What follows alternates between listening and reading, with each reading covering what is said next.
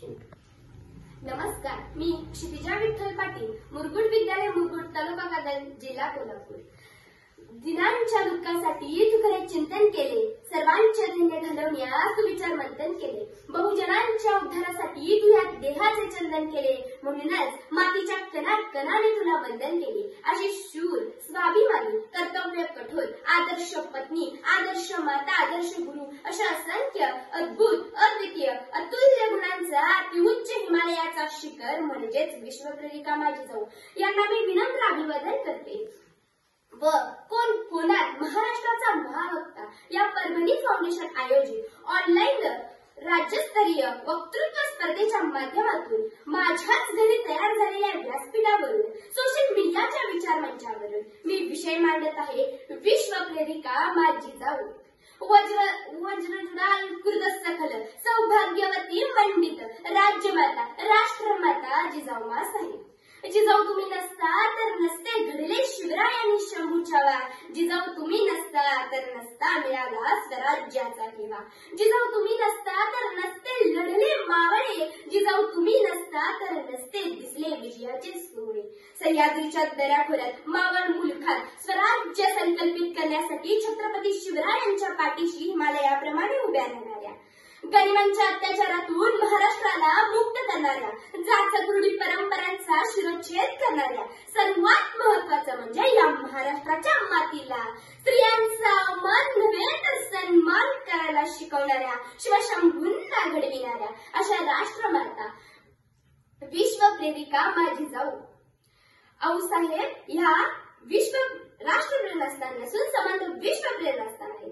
कारण आपण आऊसाहेबांच्या काळातील विचार केला तर या भारत देशात परकीय सत्तांच्या साखळदंडात वेढलेला होता आणि हाच साखळदंड मोडून काढण्याचा विचार ज्या एका स्त्रीच्या मनात आला त्या म्हणजे विश्वप्रेरिका माझी जाऊ. हे वादळ होतं शत्रुबुद्धी विनाशाचं, हे वादळ होतं जनकल्याणाचं, हे वादळ होतं स्वराज्य निर्माण करण्याचं आणि हेच वादळ म्हणजे विश्वप्रेरिका माझी जाऊ.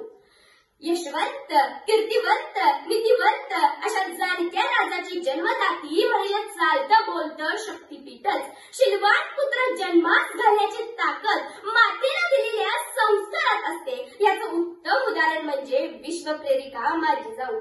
खरं तर महाराष्ट्राच्या मातीला, तलवारीच्या पातीला आणि मावळ्यांच्या छातीला स्फुरण देणाऱ्या मातृतीर्थामुळेच आज मावळ मातीचा इतिहास ज्वलंत आणि जिवंत आहे. नवी संकल्पना, नवे डावपेच, अभिनव युक्त्या, रयतेचं प्रेम संपादन करण्याची क्षमता, करडी शिस्त या गोष्टींमागे मास्टर माइंड होत्या विश्वप्रेरिका माझी जाऊ. खरं तर त्यांना मतलब गुरुच असं म्हटलं तर वावगं ठरणार नाही. जिजाऊंच्या शब्दात आता पिकाची राखण करणारा शेतकरी मातीची राखण करायला शिकला आणि कष्टपैलू शेतकऱ्याला अष्टपैलू बनवणारे बहुपैलू संस्कार माझी जिजाऊंनी केले. म्हणूनच शिवकल्याणकारी राज्य स्थापून शिवछत्रपती झाले.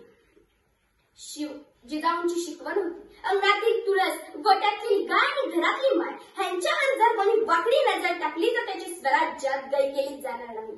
कारण स्त्री म्हणजे मराठ्यांच्या देवाऱ्यातील देवता. तिच्या पदरात जर कोणी हात घालला तर त्याची कदर कसली अशा होऊन गेल्या विश्वप्रेरिका माझी जाऊ.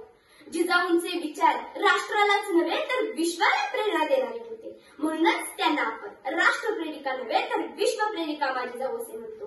जाता जाता इतकंच म्हणते, गाजविला प्रताप असा झुकवली जुलमशाही, गाजविला प्रताप असा झुकवली जुलमशाही. धन्य धन्य तुम्ही जिजाऊ त्या शिवबाची आई, धन्य धन्य तुम्ही जिजाऊ त्या शिवबाची आई. संस्कार तुमचे थोर तुम्ही घडविले शिवबाला, संस्कार तुमचे थोर तुम्ही घडविले शिवबाला. रयतेला उद्धारले तो आदर्श राजा झाला, तो आदर्श राजा झाला. संस्काराला माते तुमच्या जगी तोड नाही, संस्काराला माते तुझ्या जगी तोड नाही. धन्य धन्य तू जिजाऊ त्या शिवबाची आई, धन्य धन्य तुम्ही जिजाऊ त्या शिवबाची आई.